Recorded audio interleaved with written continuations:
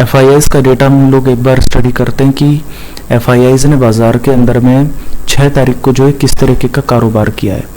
अगर आप गौर करेंगे तो देखिए पहली बात तो बाज़ार तकरीबन 6 तारीख को लगभग 1.5% के आसपास कमज़ोर हुआ 300 पॉइंट्स की गिरावट के साथ में।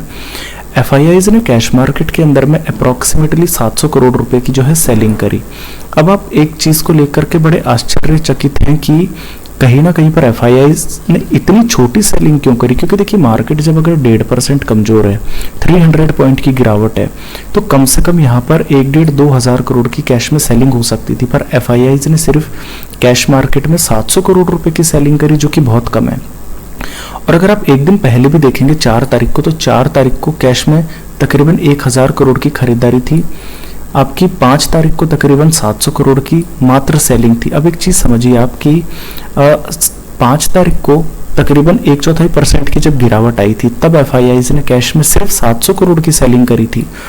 और कल जब 1.5% की गिरावट आई, 300 पॉइंट की गिरावट आई, तो एफआईआईज ने मात्र 600 करोड़ की सेलिंग करी।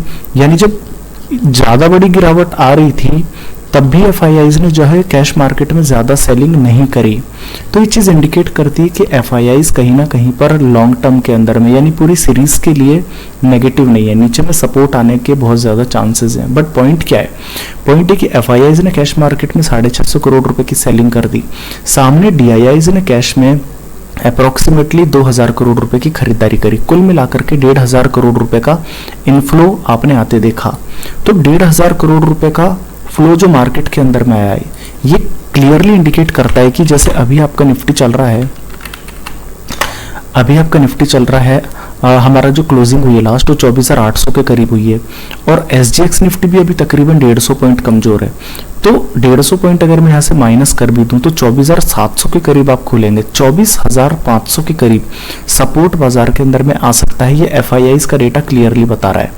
तो एफआईआईज ने कैश में 650 करोड़ की सेलिंग करी, डीआईआईज ने कैश में 2000 करोड़ की खरीदारी करी। तो कुल मिलाकर के आपके जो है 1500 करोड़ रुपए का इनफ्लो आया।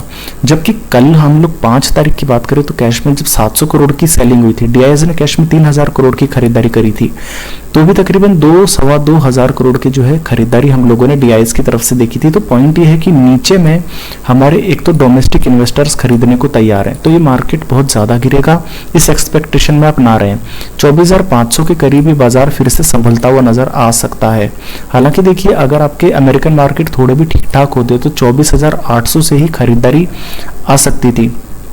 बट क्योंकि आपके जो है बाजार कल के भी जो कल खोलेंगे हमारे थोड़े से कमजोर हैं, तो आप ये कह सकते हैं कि थोड़ी गिरावट आएगी तो भी 24,500 के करीब आपको सपोर्ट मिल सकता है।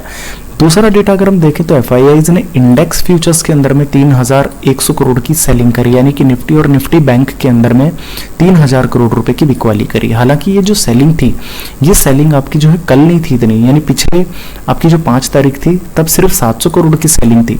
पर जब आप 25,000 के नीचे आप जाकर के क्लोज हुए हो, तब एफआईआईज के द्वारा इंडेक्स में 3000 करोड़ की जो सेलिंग है वो वर्थ है।